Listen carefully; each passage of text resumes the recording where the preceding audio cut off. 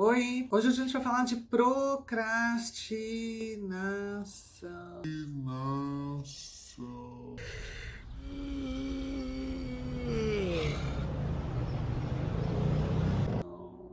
Ai, que preguiça.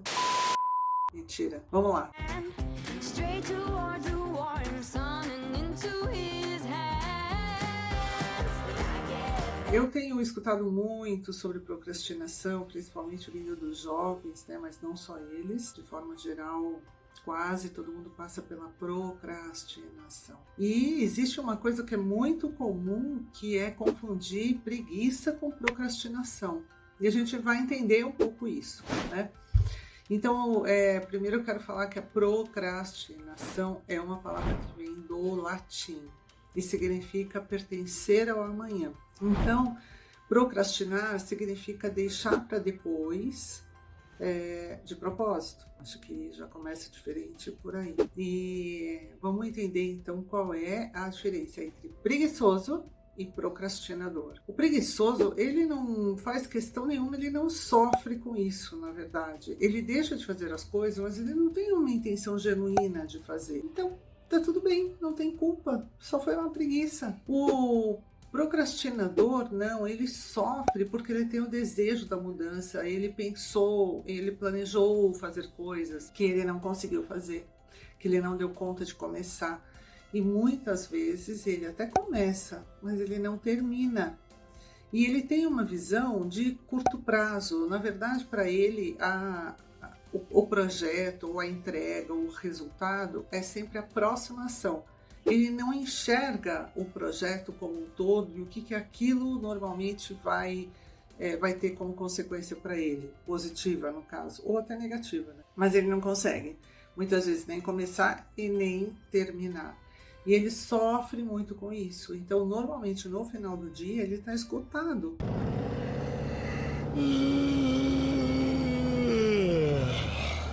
Porque aquilo mina uma energia que ele não consegue dar conta, ele se sente fraco, ele se sente frustrado, aí cada vez mais ele acredita que ele é menos, ele tem menos autoconfiança, autoempoderamento, então a coisa começa a ficar mais complicada e a culpa ela traz uma âncora negativa muito forte. Aquilo fica na cabeça do ser humano, sabe? Então, eu gostaria que vocês fizessem agora, pensassem, né, num exercício e talvez assim com isso a gente comece a entender por que a gente procrastina. Porque de verdade, eu não conheço ninguém que não procrastine. A pessoa pode não dizer, não falar sobre isso, se mostrar muito potente, mas sempre tem um porão.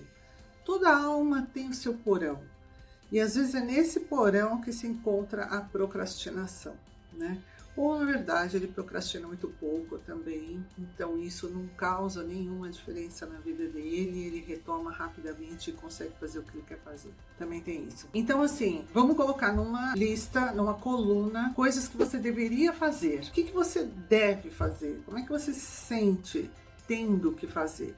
Né? Então, coloca aí nessa lista coisas que você tem que fazer, deve fazer. Na outra coluna, você vai fazer uma lista de coisas que são importantes ou significativas e que você gosta de fazer. E na terceira coluna, aí sim, coisas que você faz quando está procrastinando. O que é isso? Vamos tentar descobrir qual é a nossa moeda de troca, né? Ou com o que a gente faz quando a gente está frustrado por não ter conseguido iniciar um projeto, ou dar conta dele, ou ir para o próximo passo, ou inclusive terminar o projeto. A gente fica lá segurando. A gente poderia falar sobre isso muitas coisas, mas a gente está passando levemente pela procrastinação, para a gente ampliar a consciência. Eu sempre vou trazer para cá bons exemplos ou alguns bons temas sobre a ampliação da consciência. Quanto mais a gente é consciente, mais a gente tem autoconhecimento, certo? E quem trabalha com desenvolvimento pessoal, acho que tem sempre isso como meta. Então aí nessa coluna, na terceira coluna, você pode colocar, por exemplo, atividades triviais, ou você se perde numa faxina obsessiva, ou você se perde nas redes sociais, né? Você perde tempo. Por onde escoa o seu tempo, já que muitas vezes ele é o culpado, né? quando você quer fazer alguma coisa e aí você não faz. Então comece a perceber isso em você. Por onde você tem que passar para que você se sinta menos frustrado, né? E mais produtivo. Então, assim, algumas pessoas acabam deixando, inclusive, não sei se é o seu caso, deixando alguns trabalhos ou atividades ou coisas que ela precisa entregar para a última hora, sob a alegação de que são melhores trabalhando sob pressão.